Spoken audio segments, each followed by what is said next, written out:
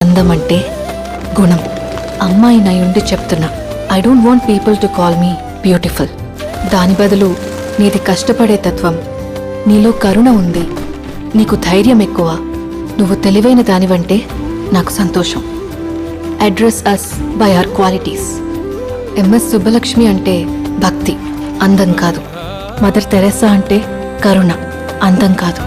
Ayn Rand అంటే తత్వం, అందం కాదు. సరస్వతి అంటే విద్య, దుర్గా అంటే ధైర్యం, గౌరీ అంటే తపస్సు, లక్ష్మి అంటే శుభం. ఇలా ఏ దేవతనైనా ఆమె క్వాలిటీస్ కోసమే పూజిస్తారు, ఆమె అందం కోసం కాదు. నీ గుణాలే నీ సంతకం అవుతాయి, నీ అందం కాదు. అందుకే ప్రపంచము మగాళ్ళలో కాదు, ఆడదే ఆడదాన్ని అందాన్ని దాటి చూసుకోగలగాలి. అలా అందాన్ని దాటి చూస్తే ఆడదానిలో ఒక సముద్రమే కనపడుతుంది. గుణాలతో నిండిన ఒక దేవతే దర్శనమిస్తుంది.